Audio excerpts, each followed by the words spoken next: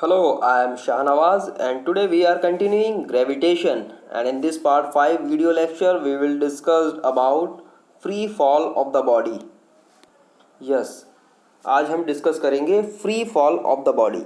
तो देखिए आप फ्री फॉल का मतलब क्या होता है, आप अगर थोड़ा ध्यान दें इस पर। The word is free and again the word is fall, दो वर्ड हैं फ्री और फॉल। कोई ऐसी बॉडी जो फ्रीली फॉल कर रही है, इट मीन फॉल का मतलब क्या होता है, हाइट से गिरना। जैसे फॉर एग्जांपल इस पर्सन को आप देख रहे हैं, ये किसी पर्टिकुलर हाइट से गिर रहा है, ये पैराशूटिस्ट किसी हाइट से गिर रहा है। Suppose this feather and this ball is also dropping from a particular height और falling from the particular height. So इस तरह से किसी पर्टिकुलर हाइट से गिरना क्या कहलाता है, फॉल। और अगर ये फॉलिंग जो है वो पूरी तरह से फ्री रहे, फ्री मतलब इस तरह के फॉल का कोई अपोज ना करे, इस तरह के फॉल को कोई रोकने वाला ना हो, ये फॉल किसी भी पर्टिकुलर पैरामीटर या किसी क्वांटिटी की वजह से अपोजिशन में ना आए, मतलब फ्रीली फॉल करता रहे। ठीक है, कोई भी पर्टिकुलर पैरामीटर इसका अपोज ना करे, तो बेसिकली हम इस तरह की फॉलिंग को कहेंगे फ्री फॉल। तो चलिए इस पर्टिकुलर लेक्चर में हम डिस्कस करते हैं फ्री फॉलिंग के बारे में थोड़ा सा और। तो जैसा मैंने कहा, free falling is basically the falling freely. तो चलिए हम डेफिनेशन देखते हैं। A body falling towards the centre, a body falling towards the centre of the earth under the influence of single force. ध्यान दीजिए यहाँ पर, a body falling towards the center of the earth under the influence of the single force only. yes, जैसा हमने previous lecture में देखा कि basically कोई भी पर्टिकुलर बॉडी जो है वो हमेशा अर्थ सरफेस की तरफ मोशन करती है। क्यों करती है? क्योंकि अर्थ सरफेस की तरफ से उसे एक ग्रेविटेशनल फोर्स फील की होता है, या मैं ऐसा कहूँ कि अर्थ सरफेस की तरफ से उस पर एक ग्रेविटेशनल फोर्स अप्लाइड होता है, जिसकी वजह से बॉडी हमेशा अर्थ सरफेस की तरफ मोशन करती है। ठीक है, तो अगर मैं बोल रहा हूँ कोई बॉडी फ्रीली फॉल कर रही है, इट मीन्स कि उसको कोई रोकने वाला नहीं है, वो बॉडी सीधा सीधा गिर रही है, तो डेफिनेटली बॉडी का इस तरह से फॉल होना वो किसकी वजह से है? सिर्फ और सिर्फ ग्रेविटेशनल अट्रैक्शन की वजह से। जिस तरह से आप देख सकते हैं एक पर्सन जो है वो फ्री फॉल कर रहा है और इस पर्सन के ऊपर क्या हो रहा है, एक पर्टिकुलर ग्रेविटेशनल फोर्स अप्लाइड हो रहा है, और इस ग्रेविटेशनल फोर्स की वजह से इस पर्टिकुलर पर्सन की velocity towards the down side जो है वो एप्लीकेबल है। तो हमने जैसे पढ़ा कि बेसिकली यहाँ पर कोई भी पर्टिकुलर बॉडी जब ऊपर से नीचे की तरफ आती है तो उसकी वेलोसिटी कंटिन्यूसली इंक्रीज़ होती है, और चेंज इन वेलोसिटी जो है वो कहलाता है एक्सेलरेशन। तो डेफिनेटली, और ये एक्सेलरेशन किसकी वजह से है? इस ग्रेविटेशनल अट्रैक्शन की वजह से। तो यहाँ पर जब हम एक्सेलरेशन की बात करते हैं तो वो एक्सेलरेशन हो जाता है ग्रेविटेशनल एक्सेलरेशन, और हमने प्रीवियस लेक्चर में देखा है ग्रेविटेशनल एक्सेलरेशन की वैल्यू होती है 9.8 मीटर पर square second near the earth surface. So we can say which is the gravitational pull of the earth is said to be the freely falling body. Yes, so free falling body किसे कहेंगे? ऐसी body जो freely fall कर रही है, किसकी वजह से? ग्रेविटेशनल अट्रैक्शन की वजह से या फिर ग्रेविटेशनल पुल की वजह से। क्लियर?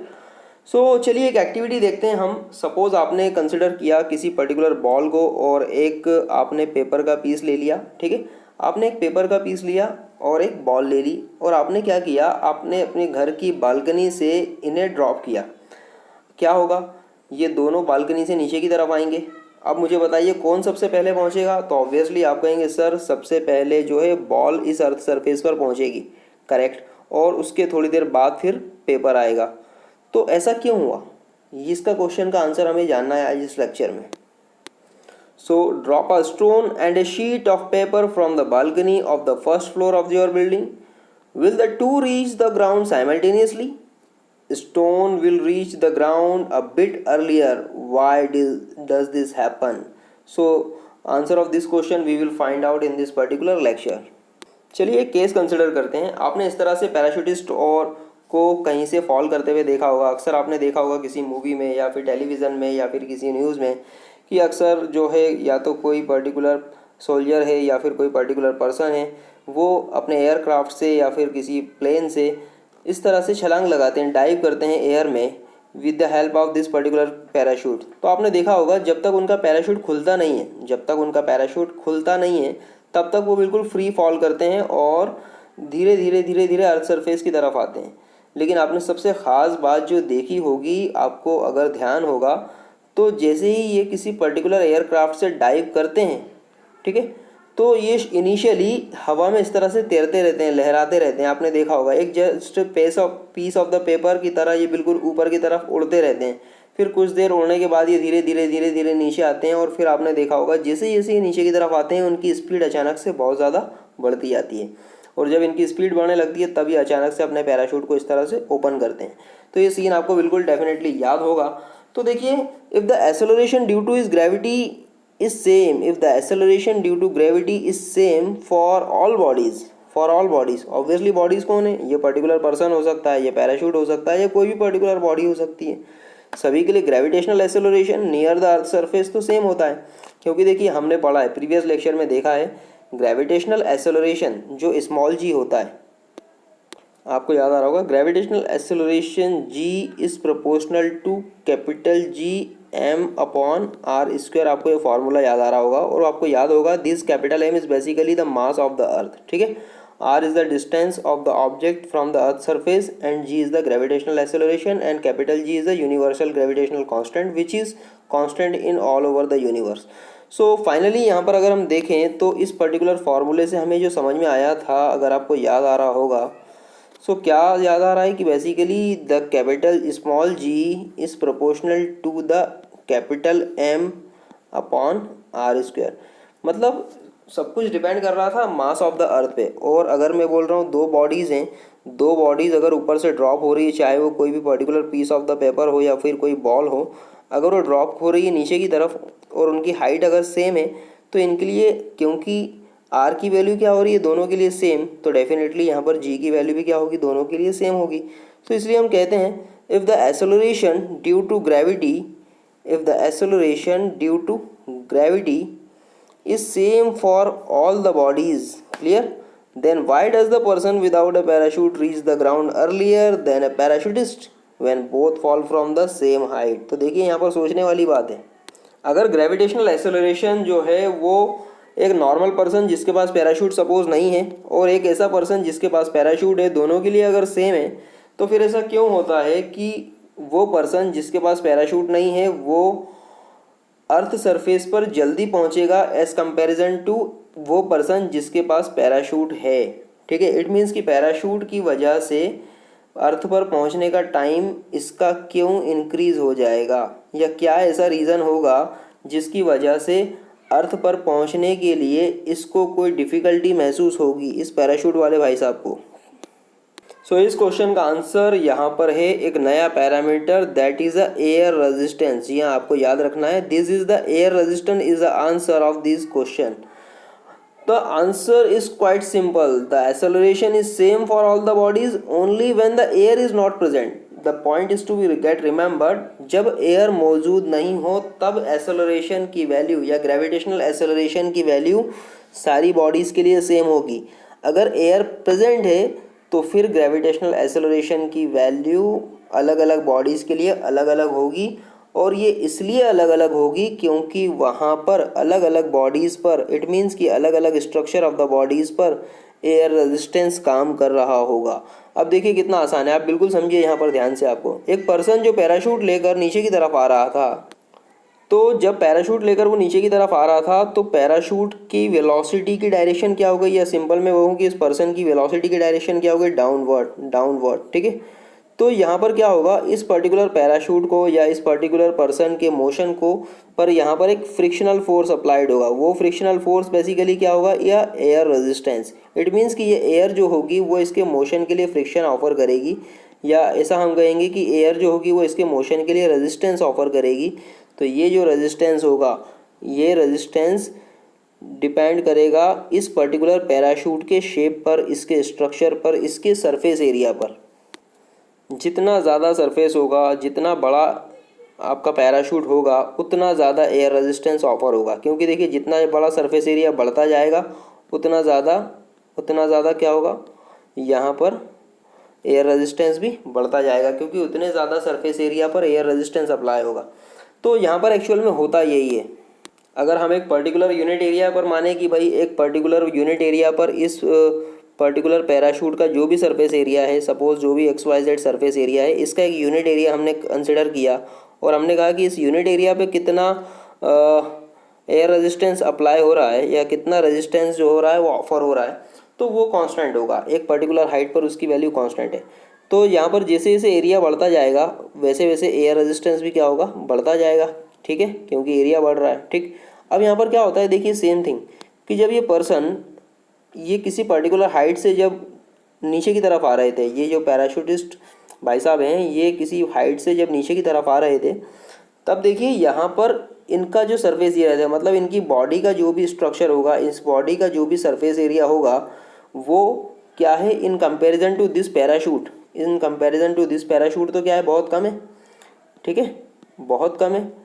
सो ये पैराशूट की कंपैरिजन में बहुत कम होने की वजह से ये जो एयर रेजिस्टेंस था इनके लिए, ठीक है, ये जो एयर रेजिस्टेंस था इनके लिए, वो एयर रेजिस्टेंस क्या था इन कंपैरिजन टू पैराशूट, कम था। ठीक है, एयर रेजिस्टेंस भी क्या था इनके लिए पैराशूट के कंपैरिजन में क्या था, कम था। तो इसीलिए जब ये पैराशूटिस्ट भाई साहब जिन्होंने जब तक अपना पैराशूट खोला नहीं था, ये बड़ी तेज़ी से नीचे की तरफ आते हैं। क्यों? क्योंकि इनके मोशन के लिए जो रेजिस्टेंस है वो कम है। पर जैसे ही इन्होंने पैराशूट को ओपन किया, अचानक से सरफेस एरिया बढ़ गया। सरफेस एरिया बढ़ा तो एयर रेजिस्टेंस भी बढ़ गया। एयर रेजिस्टेंस बढ़ा तो ऑब्वियसली क्या होगा, अब इनकी वेलोसिटी पे थोड़ा सा ब्रेक लगेगा और अब ये धीरे धीरे धीरे धीरे नीचे आएंगे और बड़े आहिस्ता से स्लोली सरफेस पर लैंड करेंगे। देखिए आप यहाँ पर भी देख सकते हैं इस पर्टिकुलर पिक्चर में, जो ऊपर की तरफ जो फोर्स अप्लाइड हो रहा है दैट इज़ एयर, या एयर रेजिस्टेंस और ड्रैग भी कहा जाता है इसको। और सेकंड थिंग होती है पुल, जो ग्रेविटेशनल पुल जो इसको अपनी तरफ खींच रहा है, किसको, इस पर्टिकुलर पर्सन को। ठीक है, अर्थ सरफेस की वजह से। तो देखिए यहाँ से एक चीज़ और समझ में आती है आपको, मैं एक और चीज़ बता दूँ आपको कि मैंने अभी थोड़ी देर पहले कहा कि ग्रेविटेशनल एक्सेलरेशन जो है वो हाइट के हिसाब से वेरी होता है, और लास्ट लेक्चर में हमने देखा कि बेसिकली जैसे जैसे हाइट बढ़ती जाती है ग्रेविटेशनल एक्सेलरेशन क्या होता है, कम होता जाता है। या इस फॉर्मूले से भी आप देख सकते हैं कि बेसिकली जैसे जैसे आर की वैल्यू बढ़ती जाएगी तो ग्रेविटेशनल एक्सेलरेशन कम हो जाएगा, because gravitational acceleration is inversely proportional to distance और द हाइट। सो यहाँ पर एक चीज़ इम्पॉर्टेंट है कि अगर ग्रेविटेशनल एक्सेलरेशन कम है ज़्यादा हाइट पर, तो इसलिए ज़्यादा हाइट पर क्या होता है, अक्सर जब पर्सन नीचे की तरफ आ रहा होता है तो पहले में जैसा मैंने कहा कि जैसे ही वो छलांग लगाता है, डाइव करता है, तो पहले शुरू में ऊपर की तरफ ऐसा घूमता रहता है, तैरता रहता है ना, उड़ता रहता है वो पर्सन, और फिर धीरे धीरे धीरे धीरे नीचे आता है। तो ऊपर इसलिए वो तैर रहा होता है उस वक्त उस पर्टिकुलर हाइट पे, क्योंकि वहाँ पर ग्रेविटेशनल एक्सेलरेशन बड़ा कम है। ठीक है, क्योंकि हाइट ज़्यादा है। फिर धीरे धीरे जैसे जैसे ग्रेविटेशनल पुल उसको अपनी तरफ खींचता है, वो धीरे धीरे नीचे आता है, और जब नीचे आता है तो ग्रेविटेशनल पुल अचानक से क्या होता है, बढ़ जाता है। ठीक है, क्यों? क्योंकि आर की वैल्यू अब यहाँ पर कम हो रही है, इसलिए ग्रेविटेशनल एक्सेलरेशन क्या होगा, बढ़ता जाएगा। बढ़ता जाएगा इट मीन्स एक्सेलरेशन बढ़ रहा है, मतलब चेंज इन वेलोसिटी बढ़ रही है, और चेंज इन वेलोसिटी का मतलब कि वेलोसिटी तेज़ी से चेंज हो रही है। वेलोसिटी क्या हो रहा है, तेज़ी से चेंज हो रही है। तो यही एक रीज़न होता है कि जैसे ही ये पर्सन नीचे की तरफ आता है, ठीक है, तो इसकी वेलोसिटी अचानक से बहुत ज़्यादा इंक्रीज़ होती जाती है, और जब ये अर्थ सरफेस पर होता है तब ये अपनी मैक्सिमम वेलोसिटी पर होता है। जैसे ही अर्थ सरफेस पर आता है ये अपनी मैक्सिमम वेलोसिटी से होता है। ठीक है, तो देखिए यही एक रीज़न भी होता है सेफ्टी पर्पज़ से, अगर हम थोड़ा सा लीक से अलग हट के बात करें तो इसीलिए कोई भी पर्सन जब डाइव करता है ऊपर से तो पैराशूट का इस्तेमाल इसीलिए करता है ताकि एयर रेजिस्टेंस ज़्यादा से ज़्यादा हो, और जब वो अर्थ सरफेस पर पहुँचे तो उसकी वेलोसिटी मैक्सिमम ना हो। ठीक है, ताकि वो अर्थ सरफेस पर गिरने के बाद डैमेज ना हो, उसका बॉडी ख़राब ना हो, बॉडी डैमेज ना हो, या उसे किसी तरह की कोई इंजरी ना हो। ठीक है, तो यहाँ पर आपको समझ में आ रहा होगा कि बेसिकली क्यों पैराशूटिस्ट पर्सन जो होते हैं वो थोड़े से लेट पहुँचते हैं अर्थ सरफेस पर as compare to the person जो पैराशूट का इस्तेमाल नहीं कर रहा होता है। ठीक है, तो चलिए एक और केस देखते हैं। यहाँ पर अभी हमने एयर रेजिस्टेंस की बात की, अब हम एयर रेजिस्टेंस की बात नहीं करते। ठीक है, जैसा मैंने अभी थोड़ी देर पहले कहा या आपने लास्ट लेक्चर में भी डिस्कस किया था कि द ग्रेविटेशनल एक्सेलरेशन जो जी की वैल्यू है वो आर पे डिपेंड करती है। जैसे जैसे आर बढ़ेगा, ठीक है, आर की वैल्यू बढ़ती जाएगी, ग्रेविटेशनल एक्सेलरेशन कम होता जाएगा। या मैं ऐसा कहूँ कि for the constant value of R gravitational acceleration की वैल्यू क्या होगी, कांस्टेंट होगी। तो यहाँ पर इसी तरह से अगर मैं बोल रहा हूँ कि बेसिकली कोई दो ऑब्जेक्ट हैं जो सेम हाइट पर रखे हुए हैं, जो सेम हाइट पर हैं, सपोज़ एक ये फीदर हो गया और दूसरा ये बॉल हो गई। ठीक है, ये दोनों ऑब्जेक्ट सेम हाइट से आपने क्या किया, इनको ड्रॉप किया। अब यहाँ पर किसी तरह का सपोज कोई एयर नहीं है, अभी हमने कंसिडर किया कि यहाँ पर पूरी तरह से क्या है, वैक्यूम है। तो इसके लिए हमने कंसिडर किया कि if we create a vacuum in the enclosed chamber, if we create vacuum in an enclosed chamber and then drop a stone and a feather simultaneously, will we find both are falling at the same rate। अब देखिए यहाँ पर कितना अच्छा सा concept है। आपने एक चैम्बर लिया, उस चैम्बर में वैक्यूम क्रिएट किया, इसका मतलब उसमें सारी एयर बाहर निकाल दी। अब एयर बाहर निकाल दी, इट मीन्स उसमें कोई एयर रेजिस्टेंस रहेगा क्या? ऑब्वियसली नहीं रहेगा, because you have already escaped out all the air. तो यहाँ पर अब आपने क्या किया, इन द एब्सेंस ऑफ एयर एक फीदर लिया, आपने देखा कितना हल्का फुल्का होता है, पंख है सिंपल सा, हवा में उड़ता रहता है, ठीक है इतना। और एक बॉल ले लिया, एक स्टोन ले लिया, हमने यहाँ पे स्टोन का जिक्र किया है, इसलिए let us consider it a stone. तो आपने इस स्टोन को और इस फीदर को दोनों को सेम हाइट से क्या किया, ड्रॉप किया। ये सेम हाइट से नीचे की तरफ ड्रॉप हो रहे हैं। आप देखेंगे in the presence of vacuum या in the absence of air, ये दोनों फीदर और स्टोन सेम टाइम पर अर्थ सरफेस पर पहुंचेंगे, सेम टाइम पर बॉटम सरफेस पर पहुंचेंगे, ठीक है। क्यों, ऐसा क्यों हुआ? क्योंकि इन दोनों के लिए ग्रेविटेशनल एक्सेलरेशन की वैल्यू g की वैल्यू क्या थी, कांस्टेंट थी, दोनों के लिए सेम है, ठीक है। इसलिए यहाँ पर दोनों सेम टाइम पर क्या हुआ, अर्थ सरफेस पर पहुँचे। और यहाँ पर इनको अपोज करने वाला एयर रेजिस्टेंस नहीं था, इसीलिए भी यहाँ पर इन दोनों के टाइमिंग में किसी तरह का कोई फ़र्क नहीं आया अर्थ पे पहुँचने के, ठीक है। तो यहाँ से एक चीज़ क्लियर हो रही है हमें कि the air resistance is only the parameter which basically oppose the motion of free fall. अगर आप फ्री फॉल बॉडी को करवाना चाहते हैं और आप ये चाहते हैं कि इन द ग्रेविटेशनल एक्सेलरेशन की वजह से दोनों बॉडी सेम टाइम पर अर्थ पर पहुँचे, तो आप वहाँ से एयर को हटा दीजिए, ठीक है। या in the absence of air the bodies will reach at the earth surface at the same time. यहाँ पर एक चीज़ और मैं बोल दूँ आपको, एक चीज़ आप और ध्यान रख लीजिए कि बॉडी कैसी भी हो, उस बॉडी का मास कुछ भी हो, जैसे सपोज अगर मैं थोड़ी देर के लिए बात करूँ इस फीदर के और स्टोन के बारे में, तो आप समझ सकते हैं कि the mass of the stone और mass of the ball is greater than the mass of this feather, ठीक है, समझ सकते हैं आप बिल्कुल। और अगर इसके सरफेस एरिया की बात करूं तो मे बी पॉसिबल कि surface area of this feather is greater than the surface area of the ball. तो यहाँ पर देखिए दोनों का सरफेस एरिया अलग है, दोनों का मास अलग है, लेकिन उसके बाद भी दोनों का फॉलिंग टाइम जो है वो बिल्कुल सेम है, दोनों का रीचिंग टाइम क्या है एट द अर्थ सरफेस बिल्कुल सेम है। तो इसका मतलब ये हुआ कि बेसिकली यहाँ पर जो ग्रेविटेशनल अट्रैक्शन है या ग्रेविटेशनल एक्सेलरेशन है वो बॉडी के मास पे डिपेंड नहीं कर रहा। फिर अगेन बॉडी के मास पे डिपेंड नहीं कर रहा। क्यों नहीं कर रहा?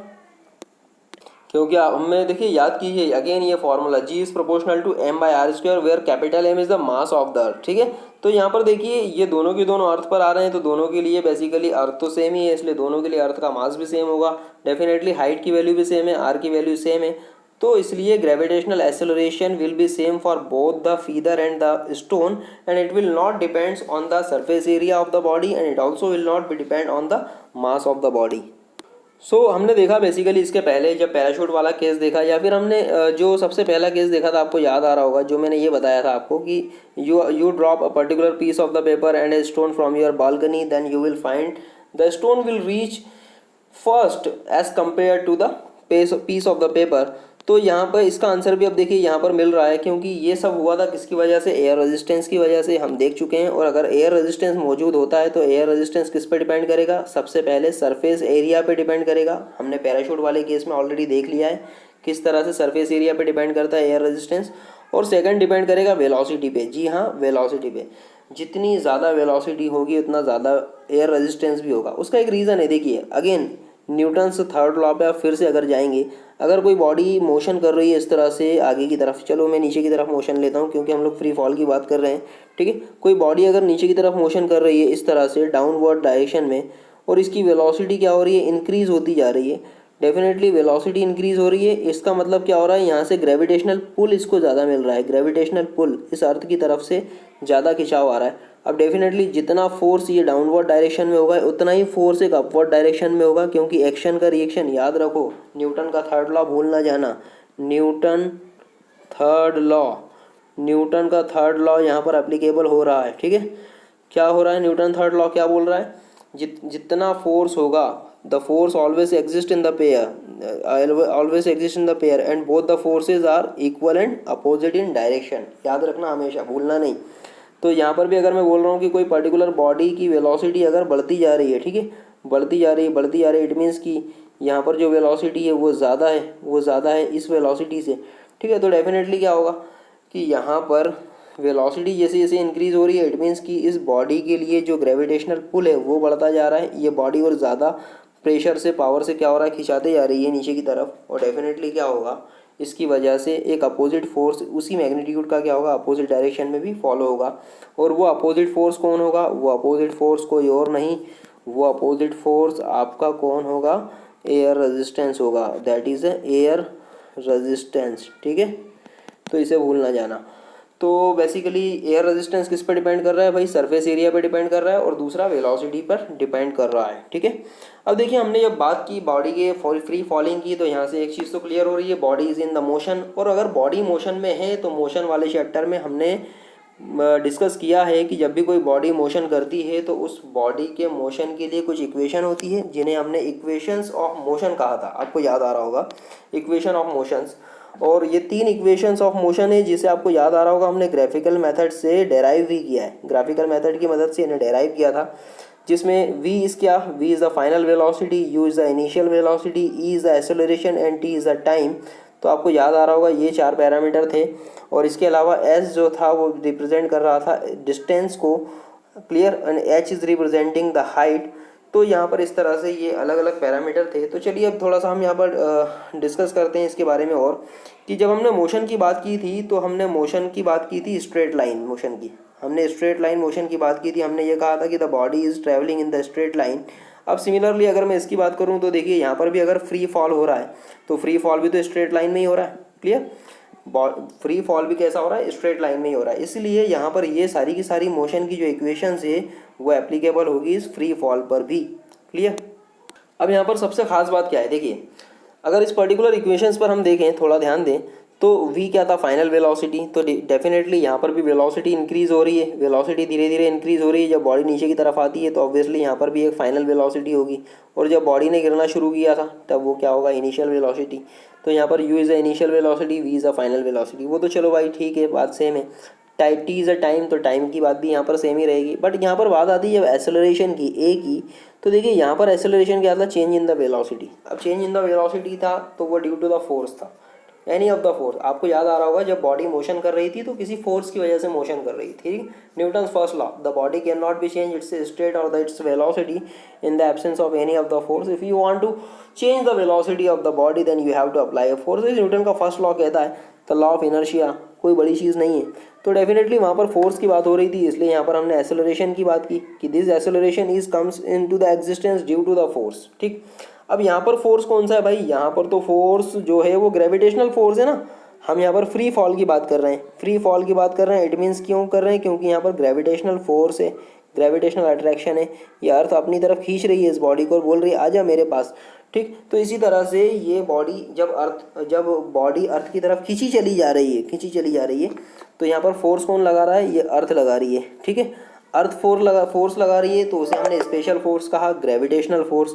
तो सीधी सी बात है भाई, जो एक्सेलरेशन है जो इस फोर्स की वजह से, जो ये एक्सेलरेशन है जो इस अर्थ के खिंचाव वाले फोर्स की वजह से है, तो वो एक्सेलरेशन भी अब नॉर्मल एक्सेलरेशन ना कहलाकर क्या कहलाएगा, ग्रेविटेशनल एक्सेलरेशन, जी, स्मॉल जी, ठीक है। तो अब आपको कहानी समझ में आ रही होगी कि द मोशन की इक्वेशन जो होगी वो बिल्कुल सेम होगी, बस सिर्फ और सिर्फ एक्सेलरेशन की जगह हमें ग्रेविटेशनल एक्सेलरेशन पुट करना है, ठीक है। दूसरी इंपॉर्टेंट चीज़, क्योंकि यहाँ पर हमने बात की थी डिस्टेंस की, क्योंकि हम लीनियर मोशन की बात कर रहे थे, स्ट्रेट लाइन मोशन की बात कर रहे थे, ठीक है। अब यहाँ पर हम बात करेंगे, क्योंकि फ्री फॉल की बात कर रहे हैं इसलिए यहाँ पर हम बात करेंगे डिस्टेंस की, ना करके हाइट की बात करेंगे, ठीक है। क्योंकि फ्री फॉल तो हमेशा कहाँ से होता है, हाइट से होता है। सो in case of the free falling body, acceleration of the body is equal to the acceleration due to gravity, therefore a equals to g. I hope it's clear for you all. Therefore the equations of motion for freely falling body can be obtained by replacing a is the acceleration by the g is the gravitational acceleration, clear. तो हम equation of the motion for free falling body जो है वो gain कर सकते हैं। ठीक है, कैसे? बस सिर्फ और सिर्फ आपको ए को जी से रिप्लेस करना है। तो चलिए कर दीजिए। देखिए एज इट इज़ इक्वेशन है, यहाँ पर देखिए, यहाँ पर देखिए वी वी यू यू, एक ही जगह जी पुटअप किया तो it has become the g t. Again s is equals to u t plus half a t square, second equation. अब यहाँ पर एस की जगह क्या पुटअप किया? Height. Why? Because we are not considering the distance, we are considering the height which for the free falling body. ठीक है, तो h comes into the space of in the stand of h in the stand of s, sorry. So यहाँ पर आप देखेंगे u t same, half a t square की जगह half g t square आ गया। The g has replace to the h. Again v square equals to u square plus two s. Again यहाँ पर वी स्क्वायर, यू स्क्वायर को इधर transfer कर दिया तो v square minus u square. अब यहाँ पर टू ए एस की जगह क्या आ जाएगा? Two g h. क्लियर? तो देखिए बड़ा सिंपल सा कॉन्सेप्ट है। आपने फाइनली इस इक्वेशन, अगर ये इक्वेशंस आपको याद है, ये इक्वेशंस अगर आपको याद है तो you can write these equations due to the gravitational acceleration for free falling body. अब एक यहाँ पर काम की बात आप बिल्कुल ना भूलें, क्योंकि हम बॉडी की बात कर रहे हैं, फ्री फॉलिंग की बात कर रहे हैं। ठीक है, फ्री फॉलिंग के केस में हम ये कंसिडर करते हैं कि इनिशियली बॉडी कैसी है? रेस्ट में है। इट मीन्स कि इसकी इनिशियल वेलोसिटी कैसी है? जीरो है। ठीक है, तो इस चीज़ को बिल्कुल ना भूलना। Initial velocity of the body कैसी है? जीरो है। तो फाइनली क्या होगा? u की value zero. Now put the value of u equals to zero in all three equations. तो finally you will get the equation v is equal to g t. Again put the value of u is equal to zero. Finally you will get h is equals to half g t square and put the value of u equal to zero in this equation. Finally you will gate v square is equals to twice of g h. So I hope कि आपको समझ में आ गया होगा कि free falling body के लिए equation of motion कैसे निकाली जाए। तो ये इक्वेशंस ऑफ मोशन है किसके लिए? फ्री फॉलिंग बॉडी के लिए। ठीक है, अब देखिए हमने बॉडी के अपवर्ड मोशन की बात की थी, आपको याद आ रहा होगा। Upward motion of the body बड़ा सिंपल सा कॉन्सेप्ट था कि अगर आपने किसी पर्टिकुलर बॉडी को ऊपर की तरफ थ्रो किया हुआ है तो क्या होगा? धीरे धीरे उसकी वेलोसिटी क्या होगी? डिक्रीज़ होगी। वेलोसिटी डिक्रीज़ होगी, फिर एक पर्टिकुलर पॉइंट पे जब वो यहाँ पर बॉडी पहुँचेगी तो इसकी वेलोसिटी क्या हो जाएगी? v is equal to zero. और फाइनली फिर बॉडी क्या होगी? ड्रॉप होना शुरू करेगी और धीरे धीरे इसकी वेलोसिटी क्या होगी? इंक्रीज़ होगी।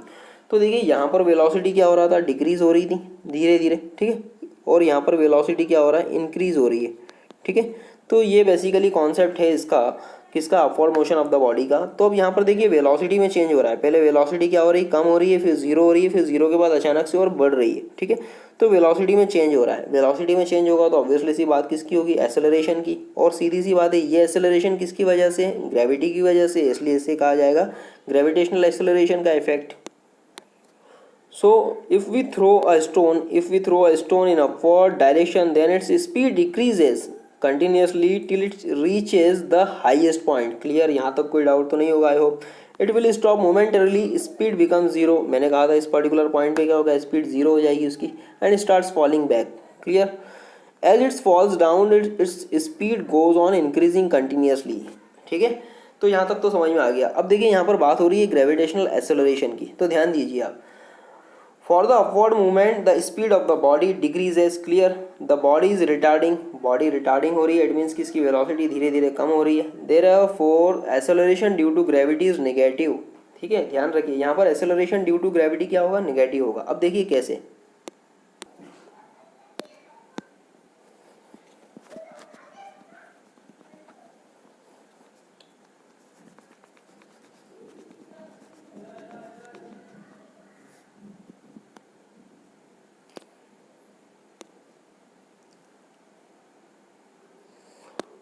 अब देखिए यहाँ पर अगर बॉडी नीचे की तरफ आ रही है, रिटार्ड हो रही है, ठीक है, इस तरह से डाउनवर्ड डायरेक्शन में आ रही है, तो अब यहाँ पर स्पीड या वेलोसिटी इसकी क्या होगी? कंटिन्यूसली इंक्रीज होगी। तो देखिए यहाँ पर भी क्या होगा? अगर वेलोसिटी की मैं बात करूँ तो डायरेक्शन कैसी होगी? नीचे की तरफ। ठीक है, वेलोसिटी की डायरेक्शन नीचे की तरफ। और अगर मैं बात करूँ किसकी भाई? एक्सेलरेशन की, तो एक्सेलरेशन भी आप देख सकते हैं, मैंने पहले कहा कि एक्सेलरेशन की डायरेक्शन भी क्या होगी? नीचे की तरफ। तो अब देखिए यहाँ पर ग्रेविटेशनल एक्सेलरेशन और वेलोसिटी दोनों की डायरेक्शन सेम है, इसलिए क्या होगा? ये ग्रेविटेशनल एक्सेलरेशन कैसा होगा? पॉजिटिव होगा। ठीक है, because the direction of gravitational acceleration and velocity both are towards the centre of Earth.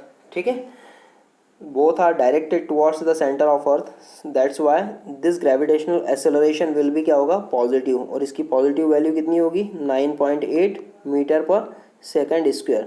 ठीक है, तो आपको समझ में आ रहा होगा यहाँ से कि क्योंकि पॉजिटिव वैल्यू है ग्रेविटेशनल एक्सेलरेशन की, इसका मतलब वेलोसिटी में चेंज पॉजिटिव हो रहा है, वेलोसिटी में पॉजिटिव चेंज हो रहा है, इट मीन्स वेलोसिटी बढ़ रही है। इसीलिए जब बॉडी नीचे की तरफ आती है, ऊपर से नीचे की तरफ आती है, तो धीरे धीरे इसकी वेलोसिटी क्या होती जाती है, इंक्रीज होती जाती है। तो देखिए यहाँ पर सेम थिंग यहाँ पर जो बोला जाता है basically, for the downward movement of the speed of the body increases the body is accelerating, ठीक है। और यहाँ पर therefore the acceleration due to gravity is positive, इसलिए +9.8 मीटर पर सेकंड स्क्वायर। और यहाँ पर देखिए therefore the acceleration due to gravity is negative, ठीक है। क्यों? क्योंकि बॉडी जब अपवर्ड मोशन कर रही थी। सो यहाँ पर भी आप देख सकते हैं, इस पर्टिकुलर पिक्चर में भी हमने दिखाया हुआ है कि किस तरह से बॉडी जब ऊपर की तरफ जाती है तो उसका जो एक्सेलरेशन है वो माइनस नेगेटिव होता है, या अपवर्ड मूवमेंट में कैसा होता है एक्सेलरेशन नेगेटिव, और डाउनवर्ड मूवमेंट में कैसा होता है पॉजिटिव। अच्छा हाँ, सबसे खास बात, जब आप न्यूमेरिकल सॉल्व करेंगे तो आपको ये पॉजिटिव नेगेटिव का बड़ा ध्यान रखना है। आपको बिल्कुल ध्यान रखना है बॉडी किस डायरेक्शन में मोशन कर रही है, either it's moving in the upward direction और it's moving in the downward direction. तो आपको उसी हिसाब से यहाँ पर ग्रेविटेशनल एक्सेलरेशन, या यहाँ पर देखिए ए से डिनोट किया हुआ है क्योंकि नॉर्मल मूवमेंट की बात कर रहे हैं। यहाँ पर एक की जगह आप पुट अप कर सकते हैं जी बी, क्योंकि हम देख चुके हैं, ठीक है। तो यहाँ पर आप जी बी पुट अप कर सकते हैं, ठीक। तो जो न्यूमेरिकल हम सॉल्व करेंगे तो आपको इस मूवमेंट की बात या इस मूवमेंट की डायरेक्शन बिल्कुल ध्यान रखना है, और उसी के रिस्पेक्ट में आपको इस एक्सेलरेशन की वैल्यू पॉजिटिव या नेगेटिव पुट करनी है। सो आई होप कि आपको आज का लेक्चर समझ में आया होगा, आपने एंजॉय किया होगा, आपने कुछ सीखा होगा। सो अगर आपको कोई डाउट आता है तो आप प्लीज़ इस लेक्चर को 2 से 3 बार देखिएगा, और इसके बाद भी अगर कोई डाउट आता है तो you can WhatsApp to me. Thank you. And again, अगर आपने इस चैनल को अभी तक सब्सक्राइब नहीं किया तो प्लीज़ इस चैनल को सब्सक्राइब कीजिए, ताकि आने वाले लेक्चर जल्द से जल्द आप तक पहुंच सकें। Again thank you very much.